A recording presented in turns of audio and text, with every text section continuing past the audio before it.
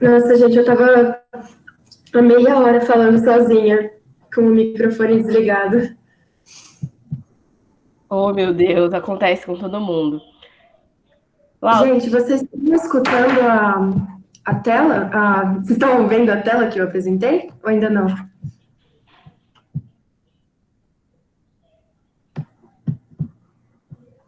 eu vejo a tela do texto, não o slide. Então. Do texto? É. Eita, peraí, rapidinho.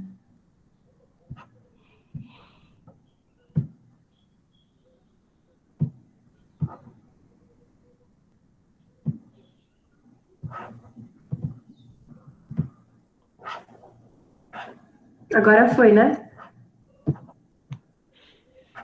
Indo. Foi. Eba. Laura, antes de começar, você me permite me apresentar, né? Acho que é a primeira vez que eu dou aula aqui. Então vamos lá. Oi, gente, tudo bom? Meu nome é Vitória, como deve estar aparecendo em algum lugar dessa tela, com TH. E queria dar bom dia para vocês e sejam bem-vindos, apesar de vocês já estarem aqui no cursinho há muito tempo. É a primeira vez que a gente vai ter uma aula junto. Então, queria deixar claro aqui, né, que se vocês tiverem alguma dúvida, tiverem algum comentário, fiquem livres para interromper eu e a Laura. A aula é de vocês. Quero que vocês se sintam o mais confortável possíveis e que vocês amem esse assunto e essa aula tanto quanto eu amo, tá bom, gente? Vamos começar. Posso começar, Laura? Você tem algum Pode, comentário? só queria falar que a Vitória é perfeita e para vocês apreciarem o material lindo que ela preparou para vocês. Tanto os slides quanto a folhinha estão ótimos, então também recomendo muito que vocês estudem por lá. E é isso, gente. Boa aula. É isso, gente, vamos juntos. Vamos lá. O assunto de hoje é industrialização, mais especificamente industrialização do Brasil. Então, a gente não vai se ater tanto às questões da Revolução Industrial na Europa, da questão da Revolução Industrial lá nos Estados Unidos, até porque eu acredito que esse seja um assunto muito abordado em história, e esse assunto realmente conversa muito com história, mas a gente vai tentar ter uma abordagem um pouco mais social, um pouco mais geográfica sobre esse assunto, mas deixando claro que isso no dia da prova pode, uma questão de industrialização pode estar em qualquer uma do lado, tá? Tanto na prova de história quanto na prova de geografia, ou envolver as duas matérias, tá bom? Laura, deixa eu ver. Bom, gente, pode passar. Para começar falando de industrialização, bem introdutório, acho que a gente precisa diferenciar a industrialização de indústria. As indústrias não vieram depois da industrialização, ok? Antes da industrialização já existiam indústrias no Brasil, só que o processo de industrialização, de modo geral, é uma mudança no modo de vida, no modo que as relações se estabelecem no espaço e no ambiente. Então, por exemplo, antes da industrialização, não era comum que a maior parte das pessoas fossem trabalhadores assalariados. E aí, com trabalhadores assalariados, com salário, o seu padrão de consumo, o seu padrão de compras ou a sua rotina de toda uma forma se transforma, né? Então, se a gente for pensar num dia a dia de um operário, ele acorda, toma café, faz marmita, vai para a fábrica, faz expediente, pega um ônibus, pega um trem e volta para casa. No cenário anterior, isso não era comum, né? E aí outras relações se estabelecem, né? Então, por exemplo, eu, um operário, com o meu salário, compro remédios na farmácia, que também vieram de uma fábrica, vieram de uma indústria, que é a indústria farmacêutica, compro roupas em uma loja que veio de uma fábrica. Essa roupa, para chegar na loja, precisou de todo um aparato, de toda uma infraestrutura, precisou de estrada, precisou de caminhão, precisou de container. Então, a industrialização é uma mudança no modo de vida, uma mudança nas relações sociais. E indústria é o espaço propriamente dito. Então, é importante a gente fazer essa diferença logo aqui no começo. Indústria não é industrialização. Que poderia até existir indústria antes da Revolução Industrial? Podia sim. No Brasil, antes da Revolução Industrial também? Podia sim. Mas talvez fosse uma ou outra que não tivesse uma parcela tão importante na economia. Hoje, um dos setores que mais cresce e que mais sustenta economicamente o Brasil é a indústria. Lau, você quer falar um pouco dessa parte da industrialização europeia ou eu posso seguir? Eu vou falar. Então, gente, aqui tem um pouquinho de um contexto de como surgiu a industrialização. A primeira revolução industrial da história, ela aconteceu lá na Inglaterra, no século XVIII, que foi onde surgiu a indústria a partir da máquina a vapor e onde a sociedade começou a se transformar e começou a se industrializar, e assim como a Vitória falou, não foi só o estabelecimento da indústria e das fábricas, mas também a mudança das relações sociais. Na Inglaterra, teve dois fatores principais que possibilitou com que ela começasse a se industrializar e começasse a produzir bens industriais e a transformar as relações sociais da sociedade. Uma delas foi a política de cercamentos, que basicamente fez com que quase toda a população do campo perdesse a sua casa, perdesse o seu direito de moradia, para que aquelas terras virassem pastagem para a ovelha. Então, isso fez com que muitas pessoas que moravam no campo fossem para a cidade à procura de uma casa, de um emprego. E isso criou uma extensa mão de obra barata disponível nos centros urbanos da Inglaterra. E o outro fator também foi a criação da máquina ao vapor e também a disponibilidade de carvão mineral que tinha no território para fazer essa indústria funcionar. E então, assim, a sociedade urbana da Inglaterra, ela passou a se transformar e se tornou algo industrial. Ou seja, a classe trabalhadora surgiu lá, os operários trabalhavam todos os dias nas fábricas, e algo que vale a pena mencionar é que as relações de trabalho eram muito abusivas, como não tinha nada de direitos trabalhistas ainda, nem nada do tipo, os operários, eles eram obrigados a trabalhar, tipo, 12 horas seguidas, aí não tinha pausa para o almoço, e o ambiente da fábrica era, tipo, completamente insalubre, né, porque como era a vapor, o carvão da fornalha ficava subindo na fábrica, ambiente fechado, e danificava muito a saúde respiratória dos operários. E também em relação às mulheres, as trabalhadoras mulheres, elas ganhavam metade do que os trabalhadores homens ganhavam, trabalhando as mesmas horas do dia, e às vezes até mais. E, enfim, todo esse abuso em relação às relações de trabalho fez com que a classe operária se mobilizasse, e isso deu o nome do que a gente chama hoje de Revolução Industrial, que foi a luta dos operários por direitos que hoje a gente conhece como direitos trabalhistas, como, por exemplo, o direito a férias, o direito à pausa no almoço, o direito à redução das horas de trabalho e a melhores condições no local de trabalho. E foi lá também que se iniciaram os primeiros sindicatos que atuam até hoje nas sociedades, né? Então, foi tudo lá no século XVIII. Depois disso, a segunda revolução industrial, ela se expandiu para a Europa, para o Japão e para os Estados Unidos. Na Europa, ela começa a se industrializar, tipo, 100 anos depois da Inglaterra, e isso gera certos conflitos lá para o século XVIII em relação a uma corrida imperialista para conquistar a matéria-prima para industrialização e mercado consumidor, que essa, por exemplo, vai ser uma das causas da Primeira Guerra Mundial. Na Europa, a gente tem duas industrializações tardias, que são a Alemanha e a Itália, enquanto o resto da Europa, digamos França, Portugal, Bélgica, eles já tinham uma indústria bem consolidada, assim, mas não tão consolidada quanto a da Inglaterra. Ah, e só para falar que eu esqueci, a maioria das indústrias da Inglaterra era têxtil, que fazia pano, fazia roupa, essas coisas.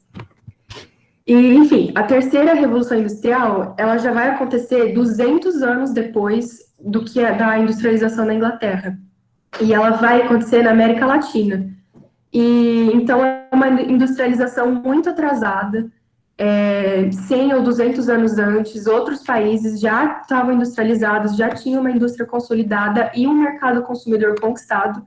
Então, a América Latina, ela enfrentou muitos desafios mesmo para conseguir se inserir nesse ramo industrial. E eu acho importante a gente ressaltar que a industrialização da América Latina, ela não foi algo orgânico da nossa sociedade. Ela foi imposta pelas condições internacionais que influenciaram a América Latina para que ela se industrializasse. E isso é uma coisa meio doida de pensar, né? Porque o modo de produção, o principal modo de produção que a gente vive aqui na América Latina, ele não foi idealizado pela gente. Ele foi algo imposto, foi algo artificial. Olá, eu só queria comentar que acho que é muito isso que você acabou de falar, né? Quando o processo de industrialização começa, ele não para nunca mais, né? Pelo que a gente vive na sociedade, ele continuamente se renova. Então, enquanto o Brasil e a América Latina vão se inserir no contexto de industrialização só no início dos anos 1900, a Inglaterra tá lá, tipo, é como se a gente entrasse na corrida depois, né? Tipo, e ela se moderniza a cada etapa, a cada passo. E aí, como isso se tornou uma obrigação, né, global, se industrializar, que esse é o único modo de desenvolvimento, de enriquecimento. Sim, com certeza. Mas pode continuar, desculpa te interromper. Imagina, fica à vontade. Enfim, gente, aí aqui agora a gente vai começar a falar um pouco sobre como foi o processo de industrialização aqui no Brasil. Ele começou lá pela época do século XVIII, quando tinha a Primeira Guerra Mundial, que foi um conflito, assim, até aquele momento foi o maior conflito já visto na história da humanidade. Então, ele causou uma destruição em proporções, assim, absurdas. Tanto que, depois da guerra, após 1918, toda a Europa que estava devastada, ela recebeu ajuda econômica dos Estados Unidos para poder se construir após a guerra. Mas o que aconteceu é que lá em 1929, os Estados Unidos ele passa pela crise, que é a quebra da Bolsa de Nova York de 1929, que também até aquele momento tinha sido a maior crise financeira já vista na história. E como os Estados Unidos ele tinha relações comerciais e econômicas com a Europa e também com outros países da América do Norte, essa crise ela se globalizou e acabou afetando todos os países do mundo, assim, quase todos os países do mundo. A crise de 29, ela foi uma crise de superprodução, ou seja, as indústrias dos Estados Unidos, eles produziram um excedente de produtos muito maior e acabou desestabilizando o mercado, né? Porque, de acordo com a lei do mercado, quanto mais produto você tem disponível, mais barato esse produto fica. Então, tinha tanto produto, que as coisas ficaram muito baratas e pararam de ser o suficiente para manter a indústria funcionando. Então, isso causou uma super crise, enfim. E o que aconteceu? O Brasil, nessa época, era um país agroexportador e seu principal produto era o café. E os seus principais compradores eram os Estados Unidos e os países também da Europa. Com a Primeira Guerra Mundial e com a crise de 1929, esses dois países eles foram desestabilizados economicamente e eles não tinham mais muitas condições de ficar comprando coisas de outros países, principalmente o café, porque o café ele não é um bem essencial, assim, né? Não é como se fosse tipo trigo que você precisa para comer todos os dias. Então, o Brasil ele acabou perdendo seus consumidores de café.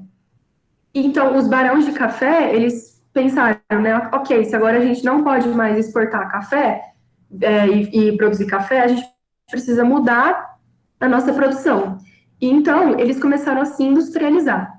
E o interessante é que toda a infraestrutura da produção de café, ela foi adaptada para a produção de industriais. Então, por exemplo, as ferrovias e as estradas que tinham ao longo do Brasil para você transportar o café do Sudeste até o Porto de Santos, por exemplo, né, até o litoral, para você escoar esse café, ele passou a ser usado agora para escoar os industriais. Então, e antes disso, o território brasileiro, ele funcionava a partir de arquipélagos econômicos. O que a gente quer dizer com arquipélagos econômicos? Cada região do Brasil era responsável por produzir alguma coisa, e essas regiões, elas não se conectavam, elas não se conversavam. Ou seja, no Nordeste, você produzia cana-de-açúcar, no Sudeste, café, no Sul e no Centro-Oeste, pecuária. E esse Brasil, a gente fala que era arquipélagos, porque era como se fossem pequenas ilhas e nenhum desses polos produtivos se encontravam. E eram todos agroexportadores, né, como está aqui embaixo. Só que agora, essa dinâmica, ela vai mudar.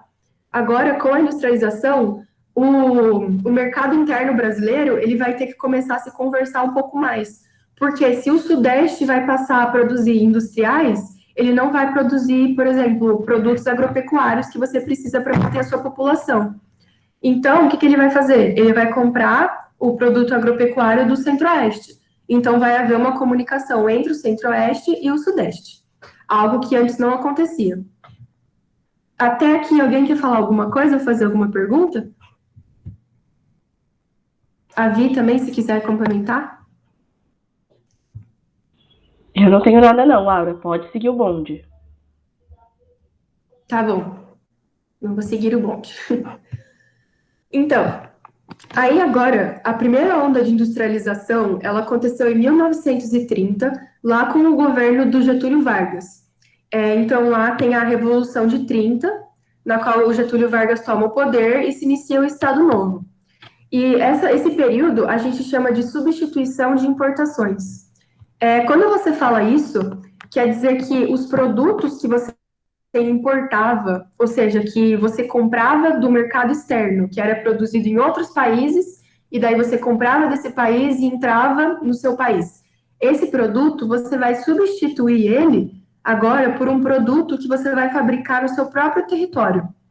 Então, por exemplo, antes o Brasil comprava panos e roupas da Inglaterra. Então, agora o que você vai fazer? Você vai substituir essa importação de produtos têxteis e vai passar a produzir eles dentro do seu próprio território, para fomentar a economia local. Esse nominho eu acho meio complicado, substituição de importações. Então, se vocês não entenderam, podem perguntar, tá bom? E, enfim, como eu já tinha mencionado,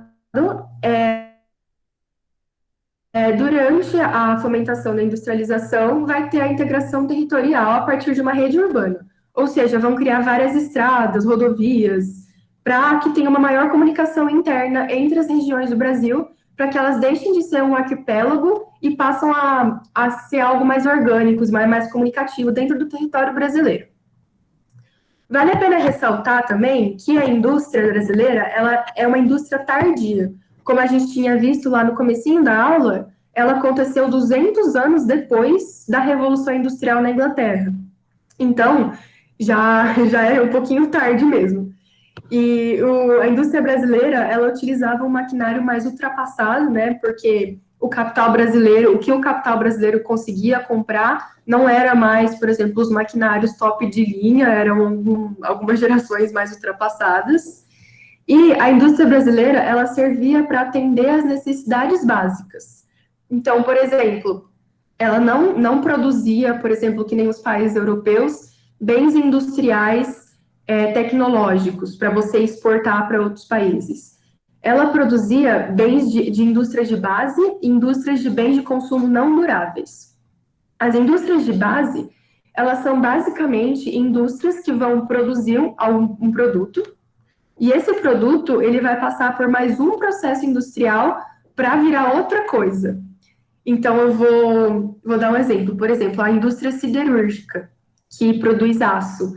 Você vai pegar lá o metal, eu não lembro que metal que faz o aço, mas enfim, você vai pegar a matéria-prima, você vai fazer o aço, e depois esse aço você vai vender, e ele vai ser utilizado para fazer outra coisa. Por exemplo, um corrimão de escada. Então, por isso que a gente fala que é a indústria de base, porque o produto que vai ser produzido, ele vai ser base para a produção final. E a indústria de bens de consumo não duráveis, no caso, são, por exemplo, alimentos e vestuários, que são bens que eles têm pouca vida útil, né? Por exemplo, a comida, você vai produzir pamonha. Aí você vende a pamonha. Uma vez que a pessoa come, acabou. E que não é a mesma coisa que uma televisão, por exemplo. Uma televisão é um bem de consumo durável. Uma vez que você compra uma televisão, até você ter que comprar outra, são 3, 4 anos. Então, essa é a diferença entre um bem de consumo durável e um bem de consumo não durável. Então, só para recapitular, a indústria brasileira era indústrias de base e também indústrias de bens de consumo não duráveis. As indústrias de base, elas eram estatais, ou seja, o Estado que organizava e administrava as empresas, e as indústrias de bens não duráveis, elas eram do capital privado, que eram os antigos barões do café que passaram a investir na industrialização. Aqui a gente tem as duas principais companhias estatais que foram criadas nesse período da era do Getúlio Vargas. Opa, eu mudei. A Petrobras, que é a maior empresa petroquímica da América Latina e a maior do Brasil até hoje, e ela foi criada para a exploração de petróleo no Recôncavo Baiano. E a CSN, que é a Companhia Siderúrgica Nacional, que é a que produz aço. Eu não sei se ela ainda é estatal hoje. Se a Vitória souber falar também. Ela é sim, só a Vale que não. Ah, então tá bom. E é isso, então. Bom, acho que a Laura se ateve bastante às questões de indústria de base e indústria de bens não duráveis. Então, acho que agora eu vou dar uma introdução um pouco mais profunda para entender essa ideia que o Juscelino Kubitschek vai trazer na segunda onda. Então, a segunda onda aconteceu durante a década de 50 e de 70 aqui no Brasil, e ela foi marcada também pelo governo do Juscelino Kubitschek, com seu plano de metas de desenvolvimento do Brasil de 50 anos em apenas 5, que era o tempo de mandato na época. O mandato do Juscelino Kubitschek durou de 1956 até 1961, que foi no período onde houve inúmeras reformas, inúmeras construções, a construção de Brasília. Bom, dá licença. Sim, que se à vontade. Nesse período que, tipo, tem esse cara aí, que tá no governo, foi o período que teve, tipo, como se chama, meu Deus? A ditadura militar, que, tipo, não podia falar nem nada, essas coisas? Então, a segunda onda é composta pelo governo Juscelino Kubitschek e pela ditadura militar, a segunda onda de industrialização. Mas o Juscelino Kubitschek não é considerado um presidente da ditadura militar. Sim, só o Getúlio Vargas, não é? O Getúlio Vargas, ele é um presidente ditador, sim. Mas a ditadura que a gente conhece por volta do governo de Getúlio Vargas é chamada de Estado Novo. Ocorre desde 1930 até 1945, que ocorre junto com os governos fascistas que estão ocorrendo lá na Europa. Tanto que existe uma discussão se o governo de Getúlio Vargas tinha proximidades com o nazismo.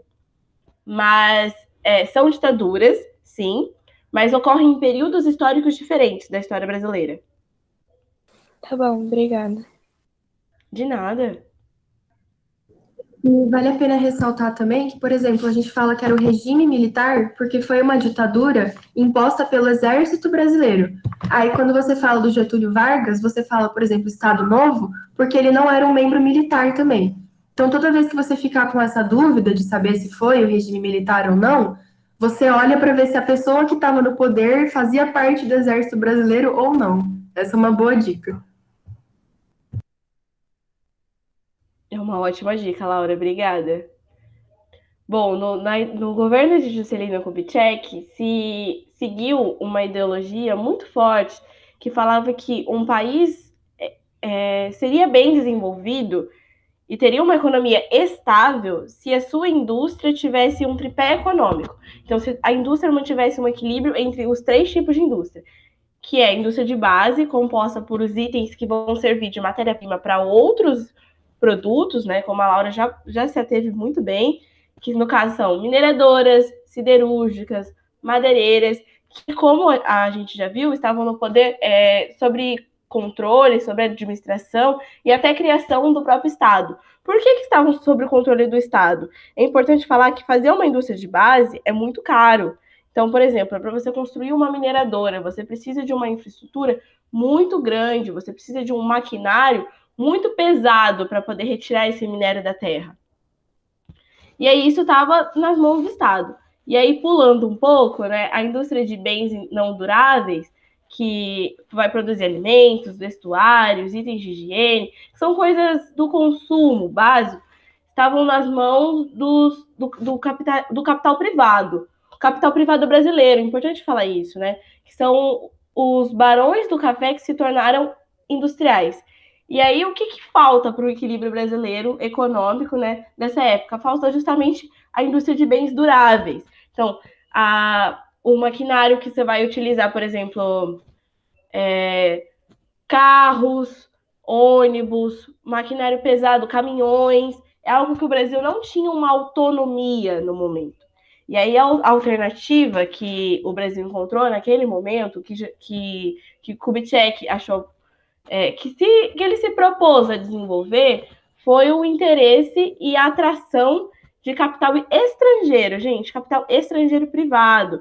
Então, trazer indústrias, principalmente automobilísticas, para colocar sedes aqui no Brasil, para colocar fábricas aqui no Brasil, para desenvolver esse tripé econômico. Laura, pode passar para mim, fazendo favor? Então, continuando, essa parte aqui do governo de Juscelino Kubitschek, esses 5 anos, e mais o tempo da ditadura militar, até o golpe ali em 64, e mais algum governo, é muito marcado pela entrada de capital estrangeiro. E aí, como você atrai um capital estrangeiro? Você promove incentivos. Então, olha, se você quiser colocar uma automobilística aqui no Brasil, eu baixo os impostos, eu te concedo terreno, eu te concedo uma mão de obra barata, eu te concedo um espaço perto dos centros de consumo. Assim você não vai ter que gastar com grandes deslocamentos e pagar por combustível, pagar por pedágios para chegar ao seu produto. E aí, o tipo de empresa que é atraído com isso são multinacionais e transnacionais. Ok? São empresas que têm sedes em países estrangeiros, desenvolvidos, normalmente países europeus ou próprios Estados Unidos, e vão colocar uma filial aqui no país. Vão colocar um pequeno polo aqui no Brasil. E aí, com esses pequenos polos, né? Então, a Ford veio para o Brasil, e aí outras empresas também automobilísticas chegam. E aí, o que acontece? Criam-se pequenos polos industriais. É o caso do ABC Paulista. Essa é uma foto da região de São Bernardo, se eu não me engano, na década de 50. E aí vão pipocar por todo o Brasil, principalmente na área do Sudeste, polos industriais. E aí isso é importante depois para a gente entender muitas greves sindicais que vão surgir no Brasil. Por que a região do ABC Paulista é tão bem organizada, tão bem articulada no que tange às organizações sindicais e até a organização popular, né? E aí, importante ressaltar isso, né? Que tipo de empresas mais vieram para o Brasil nessa época? Empresas automobilísticas. Para uma empresa automobilística, vai ter muito o quê? Vai ter muito carro.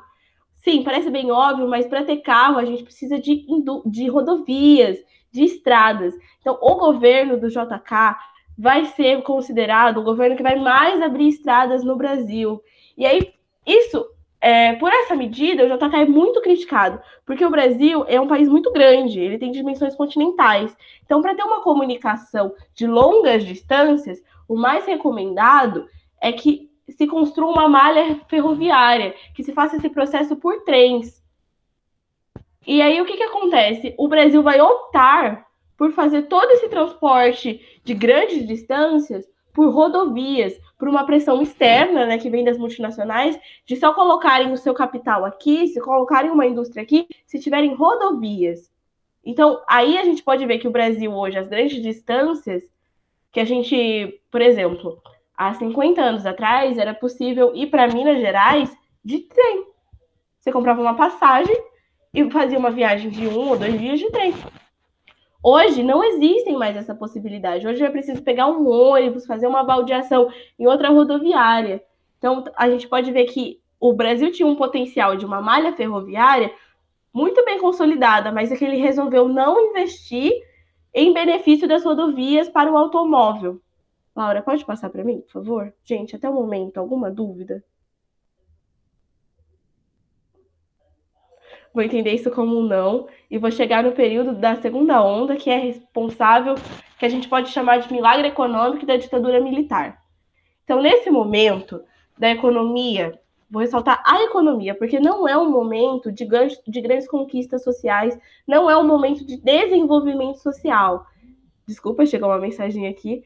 É um momento onde o Brasil enriquece. Você tem um enorme crescimento na economia, absurdo, que vai ser chamado de milagre econômico. E é um momento que... Por que a economia cresce? Porque tem uma estabilidade política. Mas o que é essa estabilidade política? Ela é conquistada a troco de quê, né? A troco de muita repressão, de muita violência. E aí, o enriquecimento do Brasil, ele pode ser observado num índice que a gente chama de PIB, que é o Produto Interno Bruto, que é a quantidade de riquezas que um país adquire durante um ano. E aí, uma marca muito expressiva do milagre econômico que a gente pode ver são suas obras monumentais. Então, durante esse período, vão se construir grandes obras, assim como no Getúlio Vargas, que construiu Brasília. O período da ditadura militar vai fazer a usina de Itaipu, que é uma usina hidrelétrica enorme, com um potencial de geração de energia enorme. Vai se construir a ponte Rio-Niterói, que leva o nome do presidente Costa e Silva, que é um presidente da ditadura militar, que vai integrar a cidade do Rio de Janeiro, a cidade de Niterói. É uma obra monumental. E aí, o que acontece?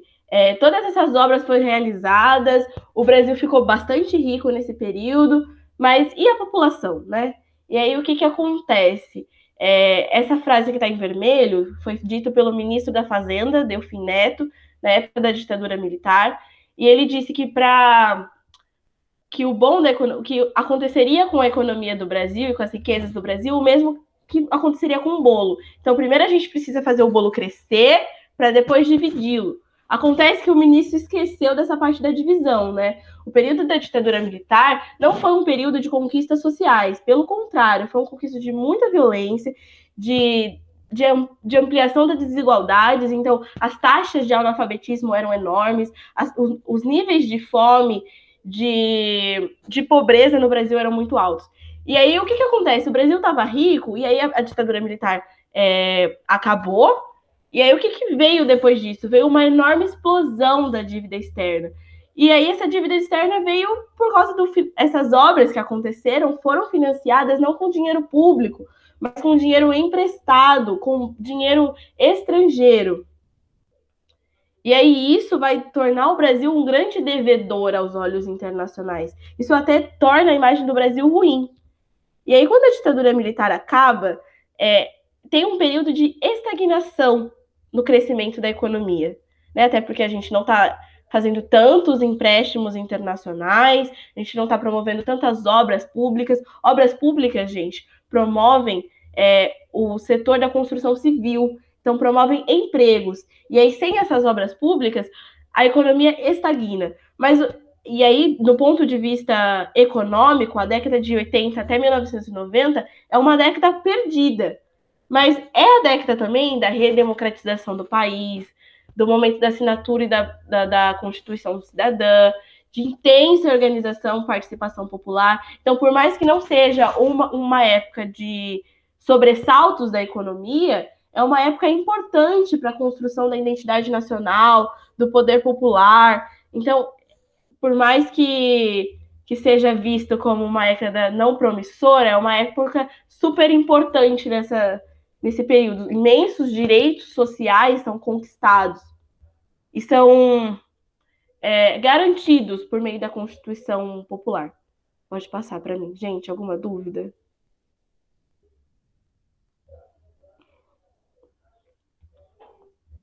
Professora, eu tenho mais uma curiosidade a respeito dessa dívida, né, em si.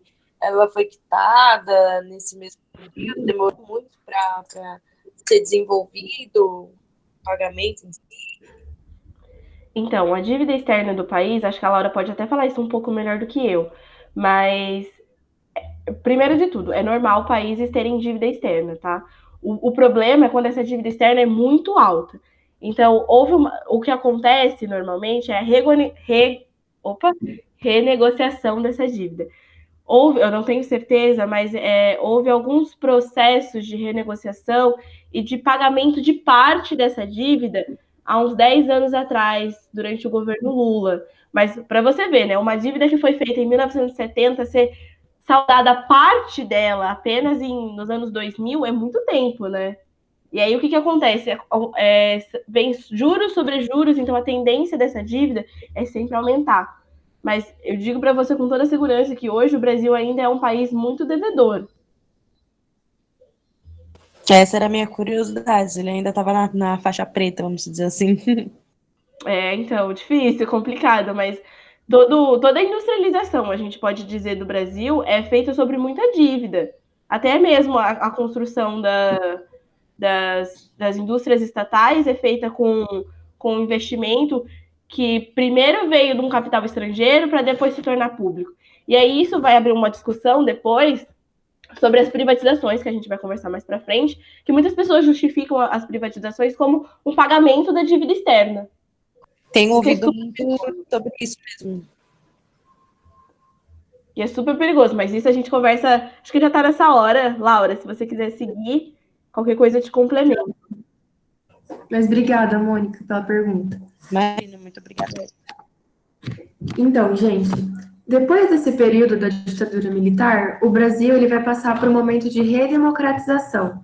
Foi quando os governos militares eles saíram do poder e o Brasil começou a ter de novo eleições democráticas para a população escolher seus próprios presidentes. E esse período ele vai ser marcado também pela terceira onda de industrialização, ou a onda neoliberal, que a gente chama. E, enfim, os principais governos foram o governo Collor e o FHC.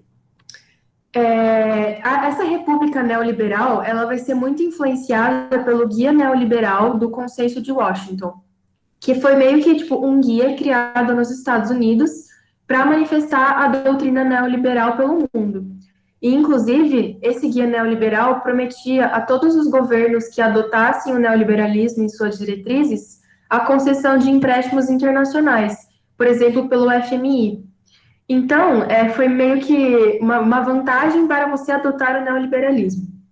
E falando de maneira simplificada aqui, o neoliberalismo ele é uma doutrina política que, inclusive, é muito influente no governo brasileiro desde a redemocratização até agora. Todos os governos foram governos neoliberais. O neoliberalismo ele prega que o Estado intervenha cada vez menos nas questões econômicas, que ele regule cada vez menos a economia, que ele não decida como ela deve funcionar, e ele prega, acima de tudo, a liberdade econômica e a abertura econômica para o exterior. Então, um governo neoliberal, ele não vai querer que um Estado faça leis para regular o que pode ou não ser feito em relação à economia. Ele quer que o Estado ele seja o mínimo possível e que a economia seja sempre interligada e conectada com os outros fluxos financeiros e econômicos do cenário internacional. Toda essa doutrina neoliberal, que inclusive ela foi muito influente dos anos 90 até agora, né, como a Vitória colocou ali em cima para vocês, essa doutrina neoliberal ela vai influenciar uma série de privatizações de empresas que eram estatais brasileiras, como, por exemplo, a Vale do Rio Doce, que foi privatizada em 1997.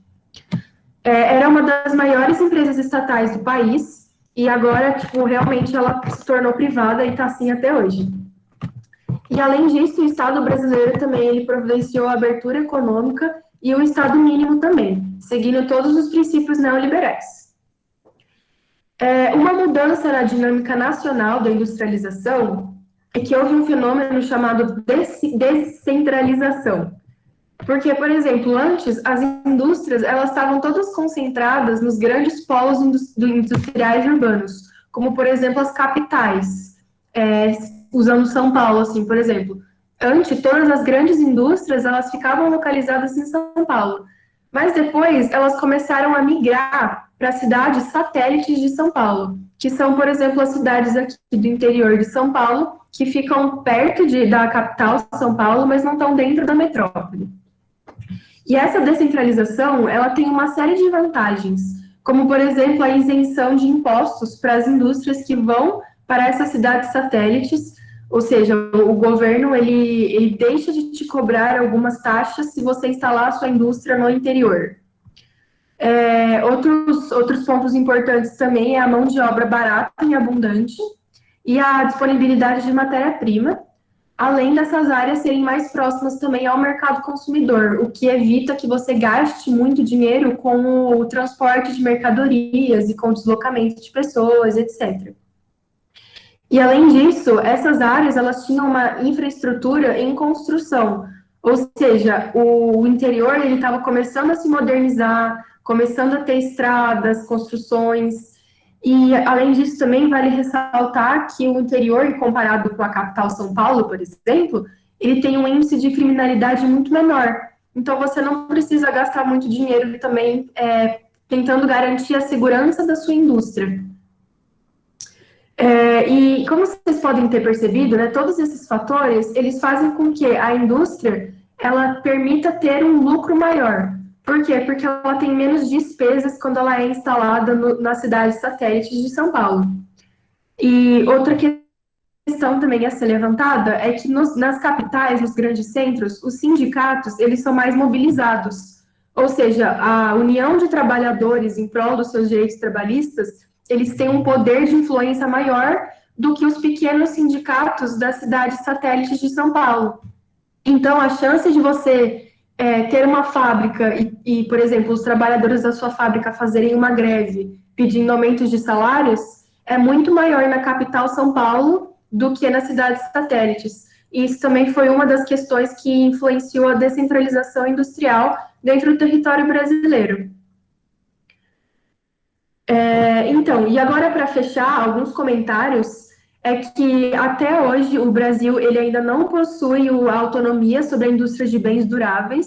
Então, por exemplo, a indústria brasileira, ela não é que nem a indústria chinesa, que produz tecnologias de alta qualidade e exporta essas tecnologias. O Brasil ele ainda se mantém e se conserva com a indústria de bens de consumo não duráveis ou bens de consumo mais ou menos duráveis. Além disso, o Brasil até hoje ele é um centro atrativo de capital externo, ou seja, várias empresas multinacionais elas instalam suas fábricas aqui no Brasil. Um exemplo que eu posso usar para vocês é na minha cidade, lá em São José dos Campos, que tem a maior fábrica da Johnson & Johnson da América Latina. Fica, tipo, numa cidade do interior. Por quê? Porque lá tem incentivos fiscais, lá não tem um sindicato forte, lá tem todas essas características que fazem com que aquela área seja mais rentável para as indústrias estrangeiras. E então, bem numa lógica neoliberal mesmo, o Brasil ele é bem aberto para a entrada de capital estrangeiro até hoje, e também vale a pena mencionar que, até agora também, o Brasil continua sendo um país predominantemente agroexportador. Então, a indústria brasileira, ela é um ramo importante aqui dentro do país, ela exerce uma influência muito grande nas relações sociais de trabalho e também nas relações internacionais, mas até hoje a principal atividade econômica do Brasil é a agroexportadora. Aí agora, se a Vitória quiser me complementar alguma coisa? Mário, Laura, eu só queria te complementar com o fato de que, sobre essa coisa das vantagens locacionais. Então, por exemplo, essa é uma medida que ainda está muito em voga, né? Começou essa coisa de vantagens locacionais, de atrair capital estrangeiro, lá na época do Juscelino Kubitschek. Isso continua até hoje. Só que o que acontece? Muitas empresas exigem vantagens locacionais para escolher uma cidade para se alocar. Então, o que acontece? Muitas cidades mesmo entram em disputa uma com as outras para se tornarem mais atrativas. Então, eu vou construir uma rodovia na minha cidade para ficar mais fácil, eu vou desapropriar uma área muito grande, ou eu vou conceder uma área de preservação ambiental para uma empresa. Então, as cidades, elas têm uma preocupação muito grande em se tornarem atrativas para o capital estrangeiro e deixam de lado, muitas vezes, questões sociais. Então, tipo, atrativos de transporte para a população não são prioridade. Questões sobre educação, saúde, alimentação não são prioridade. Então, acho que também tem isso, né? Por mais que o neoliberalismo pregue uma situação de não interferência do Estado, ele pede para que o Estado torne o território adequado para as empresas em detrimento dos direitos e da qualidade de vida dos cidadãos. Então, eu acho muito importante. E aí, eu acho que vale só de nota, Laura, sobre as questões industriais, sobre quais os produtos industriais que o Brasil exporta, ainda são agroexportadores, né? E aí a gente pode colocar o farelo de soja, a soja propriamente dita, que são, óbvio que vocês já tiveram uma aula sobre agroexportação e tudo mais, que não é um item que está na base da alimentação brasileira, mas que toma uma proporção muito grande das plantações do território nacional e das indústrias também que estão em território nacional. Sim, e também eu só queria falar uma coisa para vocês, que acho que não vai dar muito tempo de eu desenvolver isso, mas a atuação de empresas multinacionais em países do terceiro mundo, por exemplo, aqui no Brasil e também na Ásia, muitas vezes ela pode ser muito abusiva em relação à população local e em relação às dinâmicas de trabalho, porque essas empresas multinacionais, elas procuram países periféricos que tenham uma abundância de mão de obra e que essa mão de obra seja barata e que muitas vezes as indústrias elas não precisam ter uma condição social e de vivência muito boa. Então, o que acontece? Muitas empresas multinacionais, elas acabam explorando a mão de obra de outros países e trazendo péssimas condições de trabalho para esses países periféricos, o que é uma lógica bem cruel, assim, e que geralmente, né, quando a gente pensa em indústria, nossa, tem uma indústria multinacional aqui no meu país, a gente pensa que é algo que remete ao desenvolvimentismo, mas na verdade não, porque ela traz muitos malefícios também para a sua sociedade.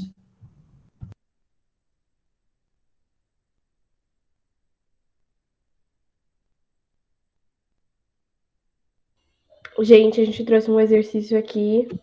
Ele é bem simplesinho. Mas antes de alguém quiser perguntar alguma coisa ou só falar alguma coisa, fiquem à vontade. Exato, gente, sinta-se à vontade.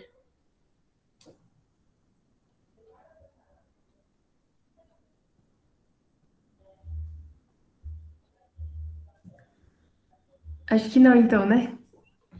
Gente, a gente trouxe esse exercício aqui. Ele tá na lista de materiais, tá? Para vocês. A gente pegou ele de lá. Além dele, tem mais alguns 5, mas se vocês sentirem que falta exercício, que tem uma questão ou outra que vocês querem desenvolver mais, podem conversar com a gente. A gente prepara uma listinha para vocês. A gente conversa mais sobre o assunto. E aí eu queria que vocês tentassem ler e desenvolver com a gente, tá bom? Ele é sobre uma fase específica, mas eu acho que ele relaciona alguns contextos históricos bastante importantes que a gente tentou abordar nessa aula. Então, uns 3, 4 minutinhos pra gente resolver ele.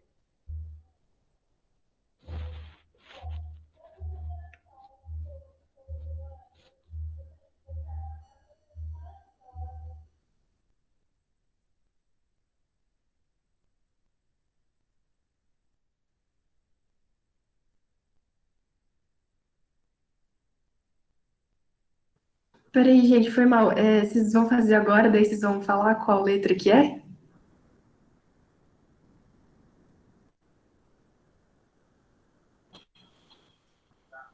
Geralmente fazem assim.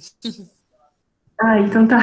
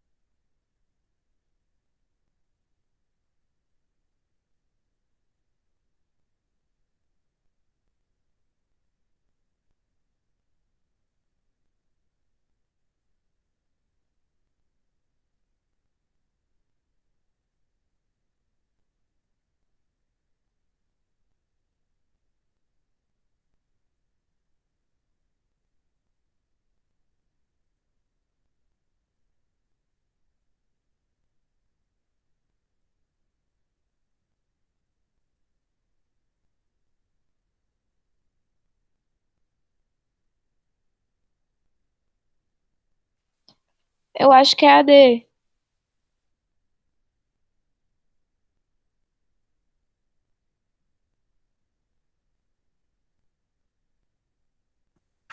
E aí, mais alguém chegou a alguma resposta? Eu suponho que é AD também. Letra I.